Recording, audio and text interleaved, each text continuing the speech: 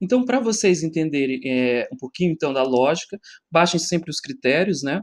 é, Recentemente, vejam quais são as bases, analisem a revista, se a revista está indexada dentro dessas bases, tá? Quando não estão indexadas, ou seja, a partir do B3 para o C, significa que o seu artigo, aliás, do B3 para o B5, significa que o seu artigo ele vai ser menos citado, ele vai ser menos encontrado dentro da internet, praticamente, ele vai ser um sujeito oculto na rede de computadores. Quando ele passa a ser indexado dentro das bases científicas, o seu artigo passa a ser encontrado pelas famosas palavras-chave que você coloca.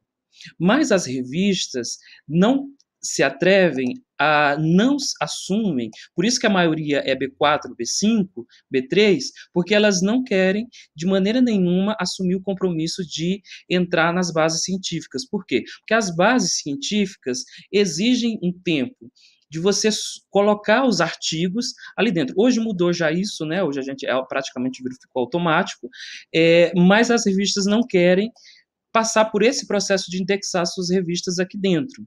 Bom, onde isso entra na discussão do artigo que é publicado em Anais?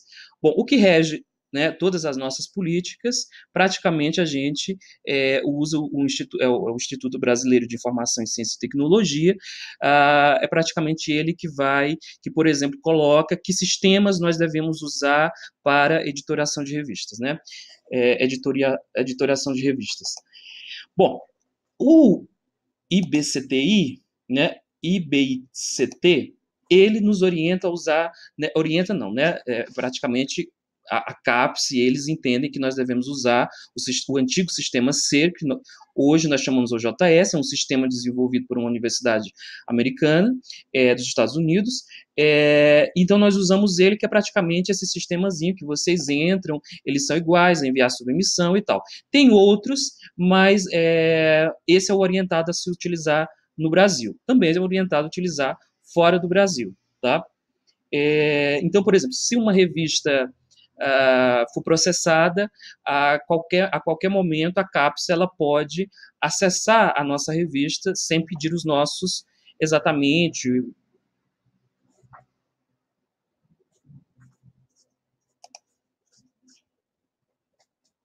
Então, novamente, pode publicar, se atentem sempre a que revista vocês querem.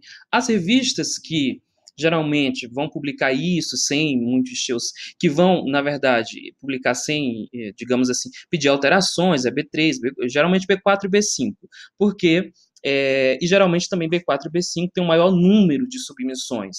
Justamente por quê? Porque elas não estão indexadas dentro das bases. Significa que quando isso acontece, o seu artigo ele vai ser um sujeito oculto dentro da internet, porque ele não está dentro das bases, ou seja, se eles não estão dentro das bases, se ele não possui o número DOI, por exemplo, o seu artigo ele vai continuar como se fosse em anais, porque ele não vai ser encontrado, não vai ser acessado, não vai ser lido, dificilmente. Então, por isso que surgiu a academia.edu, por isso que surgiu outras redes sociais no qual você pode colocar os seus artigos, né? Em alguns países, muitos já nem publicam mais em revistas, só colocam seus artigos já dentro dessas bases. Tem sido, inclusive, uma grande discussão essa questão do academia.edu, que muitos autores internacionais não passam mais pelo processo de publicação e apenas publicam dentro do academia.edu. Bom, no Brasil, então, as revistas brasileiras, elas têm preguiça de fazer isso aqui. Quando elas fazem isso aqui, para elas é muito bom procurar artigos que foram publicados em eventos científicos, tá? E aí, como que ela faz isso? Ela faz isso, eu já explico para vocês como é que elas fazem isso. Porque elas vão buscar bons artigos. A maioria, infelizmente, hoje, gente, assim, nós tivemos um momento na revista que nós chegamos a receber 150 artigos em 2 meses. Dos 150, ficou 5 artigos. Por quê? Todas as revistas estão passando uma crise muito grande das submissões, que são cada vez mais, estão cada vez ruins. Então, nós temos adotado muito as práticas editoriais, que são orientadas por essas bases científicas, e temos buscado, sim, a publicação dos artigos em eventos científicos, né? E aí, quando nós buscamos quando?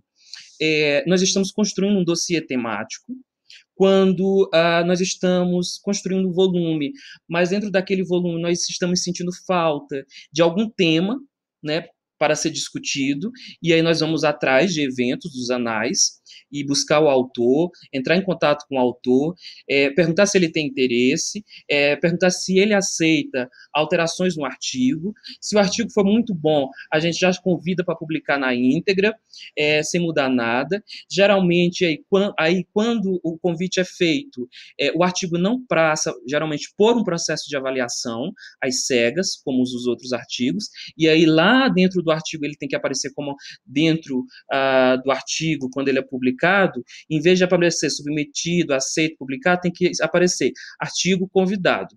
Por quê? Isso vem dessas bases. Essas bases que eu estou mostrando para vocês, elas nos orientam justamente a fazer esse processo, tá? A buscar bons artigos científicos dentro dos anais. Então, aí o que acontece, vem a outra pergunta. Mas o artigo só pode ser publicado em uma única revista. Não, gente, pelo amor do anjo. Vejam só. Leiam essas nas revistas recentes, isso ficou mais claro, porque já aparece aqui. Porque isso virou uma confusão. As pessoas acharem que pode só publicar numa revista. Não. Olha, você pode publicar dentro de uma revista, mas os direitos autorais ainda são seus. Você concedeu o direito autoral da revista publicar, mas você ainda mantém o seu direito de publicação.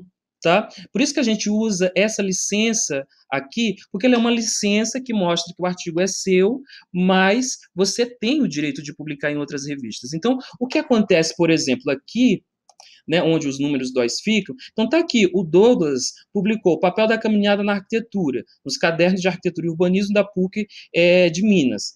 O papel da caminhada da arquitetura ele publicou em outra revista. O que é isso?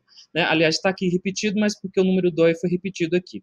Mas o que é isso aqui? Significa que essa revista, o Douglas entendeu que os autores, o artigo vai ser menos usado e citado. Vai ser menos lido. Por quê? Porque ele não está naquelas bases científicas. E aí, o que o Douglas toma decisão? Olha, gente, eu preciso publicar numa revista que esteja dentro de boas bases científicas. O editor dessa revista vai entender isso aqui e ele vai, então, buscar uma revista onde ele consiga ter uma maior publicação. Isso acontece principalmente quando a revista, isso vai acontecer mais ainda agora, quando as revistas não tiverem o seu perfil com os seus artigos dentro do Google Acadêmico, como esse aqui, que é quase um pequeno Facebook. Então, quando a revista não tem, o Douglas tem o direito de pedir à revista que libere, apenas comunicar, inclusive. Ele pode só publicar o artigo dele aqui dentro. Pronto. Depois, se a revista, primeira revista, quiser tirar o artigo dele, ela pode. Direito dela. Tá? Mas o Douglas mantém o direito sobre o artigo dele. Se ele quiser publicar em 50 revistas, ele pode publicar, desde que ele esteja procurando revistas em que tenham bases científicas e essas bases científicas possibilitem que aquele trabalho dele, que aquele esforço dele em torno de uma questão, que todo aquele conhecimento que ele sintetizou num pequeno artigo seja acessado, seja citado, seja usado, possa derrubar legados, possa construir paradigmas, enfim, tenha impacto dentro da comunidade acadêmica. Então, pode ser publicado em mais de uma revista, tá?